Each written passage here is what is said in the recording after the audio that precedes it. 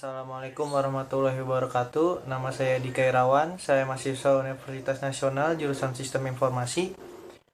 Pada video ini saya akan menjelaskan rangkuman materi pada pertemuan yang sudah dilakukan pada mata kuliah Rekayasa Perangkat Lunak Sistem Informasi. Langsung saja saya presentasikan pertemuan-pertemuan yang sudah saya rangkum menjadi satu. Pertama, materi rekayasa perangkat lunak. Software development biasanya akan melakukan hal yang sama ketika mendapatkan persoalan sederhana yang membutuhkan solusi komputasi.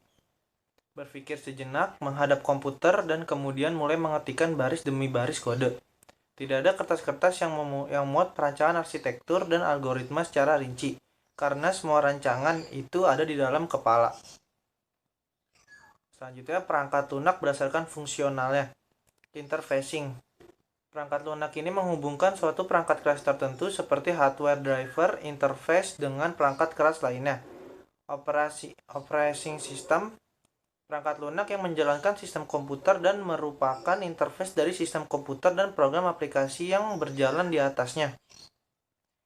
Beberapa OS yang dikenal secara luas yaitu Microsoft Windows, Linux dan variannya seperti Red Hat, SUSE, Mandrake, Debian dan sebagainya, Unix, FreeBSD, Macintosh atau Apple atau bisa disebut dengan Mac. Program aplikasi. Selanjutnya ada program aplikasi. Program ini digunakan untuk keperluan tertentu yang tujuannya membantu pekerjaan manusia menjadi lebih mudah. Program ini yang banyak dibahas dalam pembuatan perangkat lunak. Proses perangkat lunak. Spesifikasi apa yang harus dilakukan oleh perangkat lunak dan batasannya atau kendala pengembangannya. Pengembangan yaitu proses memproduksi sistem perangkat lunak. Validasi yaitu pengujian perangkat lunak terhadap keinginan pengguna. Selanjutnya ada evolusi, perubahan perangkat lunak berdasarkan perubahan keinginan. Mitos software.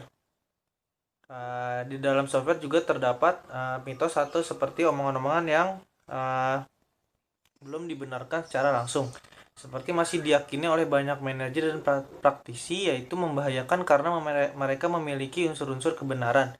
Setiap praktisi dan manajer harus memahami realitas bisnis perangkat lunak.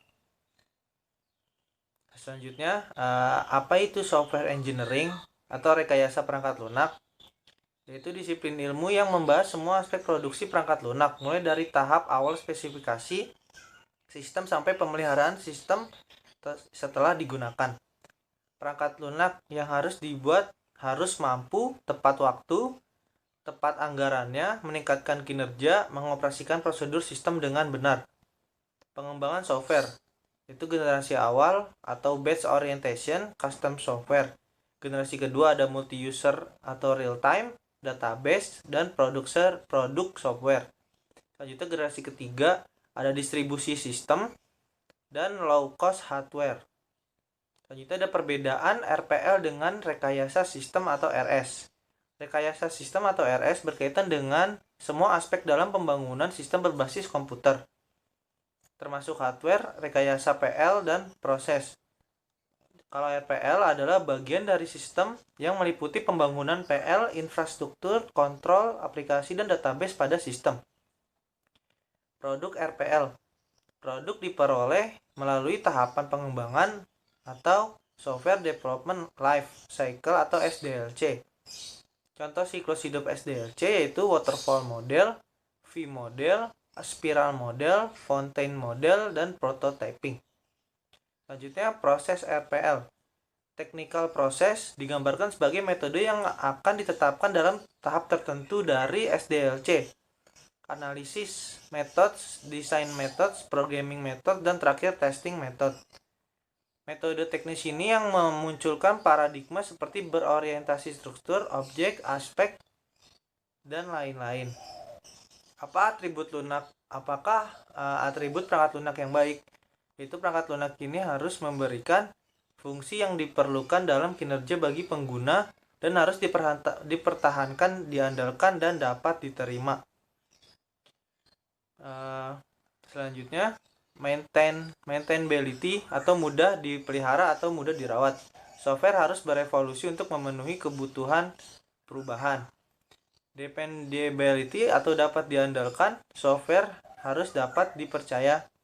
Selanjutnya ada efisiensi atau daya guna, efisien digunakan sumber di dalam penggunaan sumber daya sistem atau memori, hardware, listrik, dan lain-lain. Acceptability atau dapat diterima, perangkat lunak harus diterima oleh pengguna seperti yang pernah dirancang ini.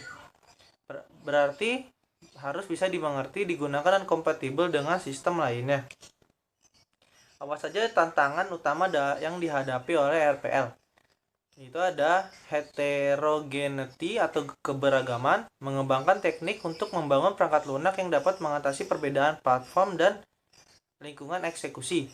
Delivery atau pengiriman, mengembangkan teknik yang mengakibatkan pengiriman perangkat lunak lebih cepat. Trust atau kepercayaan, mengembangkan teknik yang menunjukkan bahwa perangkat lunak dapat dipercaya oleh para penggunanya. Proses generik, yaitu ada spesifikasi apa yang harus dilakukan oleh perangkat lunak dan batasan atau kendala pengembangannya. Pengembangan proses memproduksi sistem perangkat lunak. Validasi ada pengujian perangkat lunak terhadap keinginan pengguna. Evolusi, perubahan perangkat lunak berdasarkan perubahan keinginan. Selanjutnya ada proses aktor. Proses aktor merupakan orang-orang yang berpartisipasi dalam proses pengumpulan rekrutmen beserta perannya. Proses pengumpulan rekrutmen merupakan proses yang interdisiplin, menjembatani semua orang dari berbagai latar belakang. Contoh umum dari pemangku kepentingan atau stakeholder perangkat lunak termasuk tetapi tidak terbatas pada berikut ini. User atau customer, market analyst, regulator yang memiliki aturan, dan terakhir software engineer. Nah, selanjutnya kita akan masuk ke software recruitment fundamental. Fase analis. Selama fase analis menentukan persyaratan untuk sistem baru atau sistem rekrutmen. Rekrutmen atau persyaratan dapat disebut juga kebutuhan, adalah sebuah pernyataan tentang apa yang harus dilakukan atau karakteristik seperti apa yang perlu dimiliki oleh software untuk menyelesaikan masalah. Technical recruitment, karakteristik operasional yang berkaitan dengan lingkungan, hardware, dan software.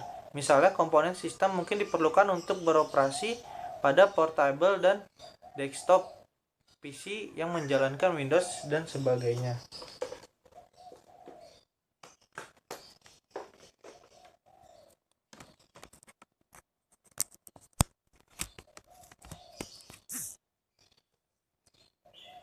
Selanjutnya ada usability recruitment, karakteristik operasional yang terkait dengan pengguna seperti antarmuka pengguna, prosedur yang berhubungan dengan pekerjaan. Misalnya antarmuka berbasis web mungkin diperlukan untuk mengikuti pedoman desain grafis yang lebar, penempatan menu dan format, dan sebagainya. Reliability recruitment menggambarkan keadilan sistem. Contoh seberapa sistem sering mati, pengelolaan data yang salah, bagaimana mendeteksi dan pulih dari masalah tersebut. Selanjutnya ada security recruitment, berkaitan dengan masalah keamanan sistem, contoh hak akses dan memerlukan password dan sebagainya. Selanjutnya dia akan membahas model-model pengembangan perangkat lunak. Ada model waterfall, recruitment analysis dan definition, pembentukan kebutuhan, sistem and software design, mengubah kebutuhan menjadi bentuk. Karakteristik yang dimengerti oleh perangkat lunak yaitu implementasi unit testing, integration and system testing, operation and maintenance. Problem model waterfall yaitu jarang sekali proyek yang prosesnya bisa dilakukan secara sekuensial. Sulit bagi customer untuk mencari secara eksplisit mengumpulkan semua kebutuhannya. Customer harus sabar, developer sering menunda pekerjaan, anggota tim harus mengunduh anggota lainnya menyelesaikan tugasnya. Model prototyping, sering terjadi customer menjabarkan objektif secara mengenai software yang diminta tetapi tidak bisa mendefinisikan input, proses, output yang diminta secara detail. Nah, untuk mengatasi situasi tersebut bisa digunakan pendekatan prototyping paradigm. Problem dari prototyping model ini yaitu customer melihat prototype tersebut sebagai versi dari software. Pada saat produk tersebut harus dibangun ulang supaya level kualitas bisa terjamin. Customer akan mengeluh dan meminta sedikit perubahan saja supaya prototype tersebut bisa berjalan. Selanjutnya kita akan bahas reuse based. Apakah itu? Reuse basic adalah restrukturisasi atau menulis ulang sebagian atau keseluruhan dari sistem yang telah ada tanpa merubah fungsionalitasnya. Kapan? Ketika sebagian tetapi tidak semua subsistem yang besar membutuhkan perawatan yang sering. Ketika hardware dan software sudah lama hampir tidak berfungsi. Itu bagaimana sistem bisa direstrukturasi dan didokumentasikan ulang untuk membuat menjadi mudah dalam perawatan. Mengapa? Yaitu untuk mengurangi risiko. Software yang baru dibangun membawa risiko yang tinggi, mengurangi biaya yang untuk re-engineering sering lebih kecil dibandingkan membangun software baru. Selanjutnya kita akan masuk ke materi desain. Ada software desain fundamental, software struktur dan arsitektur, user interface design, software desain strategis and method. Apa itu desain? Desain merupakan representasi dari sesuatu yang akan dibangun. Dalam dunia software, engineering akan menggunakan model-model standar untuk proses desain. Fokus pada 4 area utama, yaitu data, arsitektur, komponen, dan user interface. Software design. Perancangan perangkat lunak merupakan proses yang berulang untuk mengartikan requirement menjadi blueprint untuk membangun perangkat lunak atau Pressman. Tahapan pada SDLC di mana software requirement dianalisis menjadi sebuah deskripsi sebagai dasar pembangunan software. Selanjutnya ada arsitektur terpusat.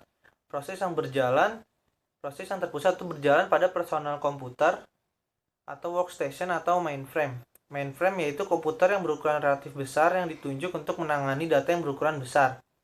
Implementasinya adalah pemrosesan data yang terpusat. Biasanya digunakan oleh perusahaan yang tidak memiliki cabang. Selanjutnya ada software design strategis. Fungsi oriented strategi bergantung pada penguraian sistem menjadi sekumpulan fungsi yang saling berinteraksi dengan sistem atau sistem terpusat yang dibagi menjadi fungsi-fungsi ini. Yaitu ada strategi klasik dalam desain perangkat lunak, disebut juga struktural method atau tradisional. Strategi ini telah dipraktikkan secara informal sejak pemrograman dimulai. Program didekomposisi menjadi subroutine yang bersifat fungsional.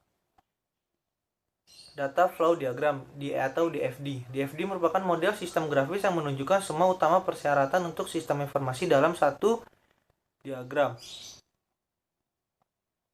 Selanjutnya masuk ke materi implementation, yaitu konstruksi basic concept, minimize complexity, anti-passing change, construction for verification, reuse, standard in construction.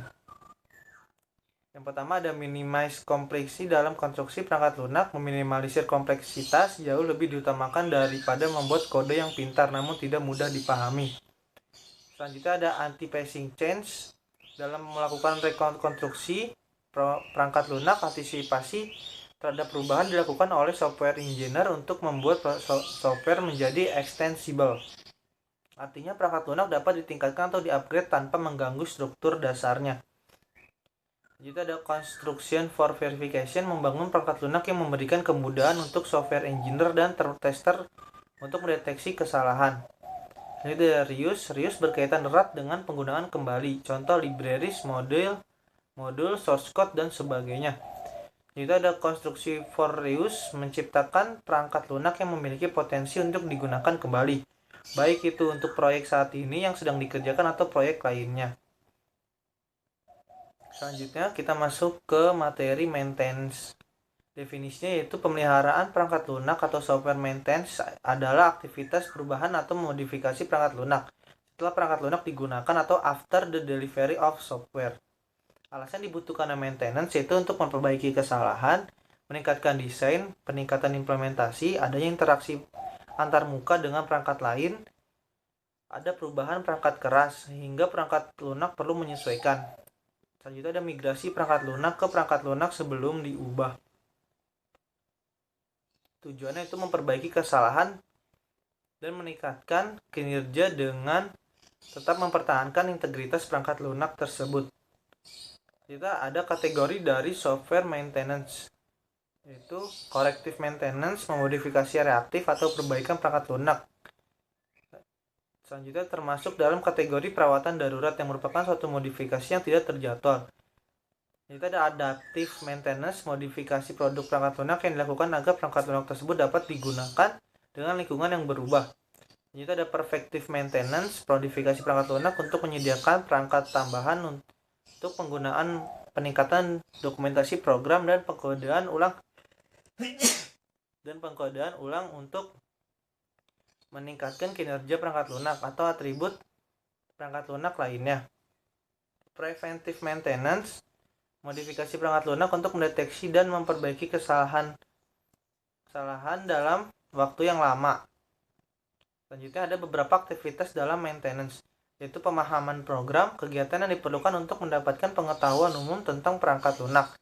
Selanjutnya ada transisi, penyampaian terkontrol dan koordinasi dengan baik segala hal yang berkaitan dengan perangkat lunak dari pengembang ke pihak maintainer. Penerimaan atau penolakan permintaan maintenance. Permintaan maintenance dapat ditolak oleh maintainer dan dialihkan ke pengembang. Selanjutnya ada analisis dampak, melakukan teknik analis dampak dari perubahan di dalam perangkat lunak. Selanjutnya masuk ke materi transaksi. Transaksi adalah eksekusi program user oleh DBMS, baik mengakses maupun memodifikasi data. Itu ada sifat transaksi. Sebuah transaksi harus memenuhi properti ACID untuk menjaga data pada kondisi konkuren dan terjadi kesalahan sistem, dan hal ini dilakukan oleh DBMS. Ada atomicity, semua transaksi dalam sebuah transaksi dilakukan dan tidak dilakukan sama sekali.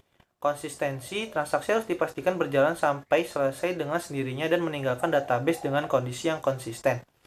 Isolation, saat sebuah transaksi melakukan modifikasi data yang sedang dimodifikasi harus diisolasi dari transaksi lain. Jadi data hanya dapat diakses dalam kondisi sebelum modifikasi atau sesudah, tidak dapat diakses dalam keadaan intermediate. Terakhir ada durability atau daya tahan, memastikan bahwa hasil eksekusi atau keadaan data setelah dilakukan transaksi sampai selesai bertahan secara permanen. Saat terjadi kegagalan sistem atau crash, maka data akan berada pada kondisi terakhir. Selanjutnya yang terakhir kita masuk ke software quality. Aspek of functional quality itu memenuhi requirement software, menghasilkan software dengan minimal defect, performansi yang baik, mudah dipelajari dan mudah digunakan. Aspek of process quality yaitu ada tepat waktu dan sesuai budget. Definisinya yaitu adalah kumpulan dari semua proses yang memastikan bahwa produk perangkat lunak, layanan, dan implementasi memenuhi kualitas perangkat lunak yang sesuai dengan tujuan organisasi dan mencapai kepuasan pemangku kepentingan. Jadi ada software quality control, kegiatan memeriksa artefak proyek tertentu atau dokumen lain untuk menentukan apakah sudah sesuai dengan standar ditetapkan atau tersebut. Selanjutnya ada software configuration. Kenapa software configuration management? Yaitu banyak orang yang harus bekerja pada perangkat lunak yang diubah. Lebih banyak dari satu versi perangkat lunak harus didukung. Definisinya yaitu seperangkat disiplin atau studi dalam bidang manajemen dalam proses perangkat lunak untuk pengembangan baseline. Deskripsinya yaitu SCM mencakup disiplin dan teknik menginisiasi atau memulai, mengevaluasi dan mengendalikan perubahan pada produk perangkat lunak selama dan setelah proses rekayasa perangkat lunak. Selanjutnya ada configuration item. Definisinya yaitu agregasi perangkat lunak, perangkat keras atau keduanya yang ditujukan untuk manajemen konfigurasi yang diperlukan sebagai entitas tunggal dalam proses manajemen konfigurasi. Yang terakhir ada baseline. Definisinya yaitu suatu aplikasi atau produk yang secara resmi ditinjau oleh dan disetujui oleh manajemen yang bertanggung jawab, yang setelah itu berfungsi sebagai dasar untuk pengembangan lebih lanjut dan dapat diubah hanya melalui prosedur pengendalian perubahan formal. Nah, segitu saja rangkuman dari pertemuan materi mata kuliah rekayasa sistem perangkat lunak. Nama saya Edi Kerawan, kurang lebihnya mohon maaf. Wassalamualaikum warahmatullahi wabarakatuh.